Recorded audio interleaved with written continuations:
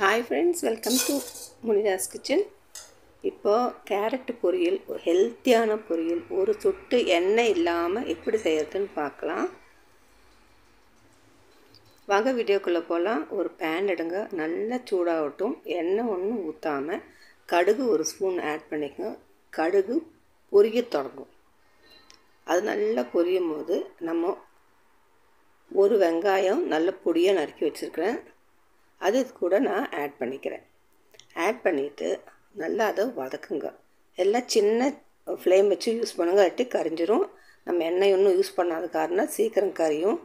அதனால் சின்ன தீயில் வச்சு குக் பண்ணிக்கோங்க.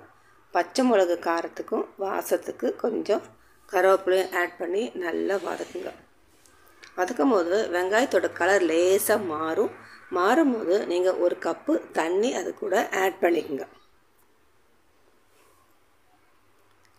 ஆட் பண்ணிவிட்டு தேவைக்கு தகுந்த மாதிரி உப்பு ஆட் பண்ணிக்கோங்க. அது கூட நல்லா தண்ணி கொதிக்கட்டும். கொதிக்கும் போது பொடியாக நறுக்கி வச்சுக்கிறேன் 3 கேரட் வச்சுருக்கிறேன். அந்த கேரட்டை இது கூட நீங்கள் ஆட் பண்ணிக்கோங்க. தண்ணி நல்லா கொதிக்க தொடங்கிடுச்சு. இப்போ கட் பண்ணி வச்சுருக்க கேரட்டை அது கூட ஆட் பண்ணிவிட்டு அது நல்லா மிக்ஸ் பண்ணுங்கள். மிக்ஸ் பண்ணிவிட்டு மூடி போட்டு நம்ம மூடி வச்சுக்கலாம். ஜஸ்ட்டு ஒரு கேரட் சீக்கிரம் வெந்துடும். ஒரு 3 நிமிஷம் போதும் கேரட் வேகிறதுக்கு. இப்போ 3 நிமிஷம் ஆயாச்சு. நமக்கு திறந்து பார்க்கலாம். பாருங்கள், தண்ணியெல்லாம் வற்றி நல்லா கேரட்டு சூப்பராக வெந்திருக்குது.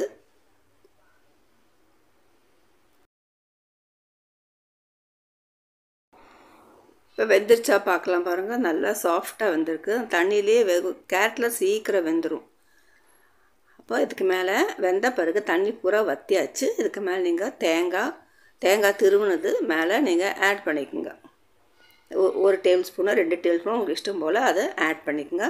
ஆட் பண்ணிவிட்டு நல்லா மிக்ஸ் பண்ணிக்கோங்க. மிக்ஸ் பண்ணிவிட்டு உப்பு பத்தாட்டி ஆட் பண்ணிங்க. எனக்கு உப்பு பத்தலை, அதனால் நான் கொஞ்சம் இது கூட உப்பு ஆட் பண்ணிக்கிறேன். ஆட் பண்ணிவிட்டு அது கொஞ்சம் நல்லா மிக்ஸ் பண்ணிவிட்டு நல்லா சூடோடு பரிமாறுங்க. இந்த வீடியோ பிடிச்சிருந்தா லைக் பண்ணுங்கள், ஷேர் பண்ணுங்கள், சேனலை மறக்காமல் சப்ஸ்கிரைப் பண்ணுங்கள், சப்போர்ட் பண்ணுங்கள். இனி அடுத்த வீடியோவில் நல்ல ரெசிபியோடு உங்களை பார்க்குறேன்.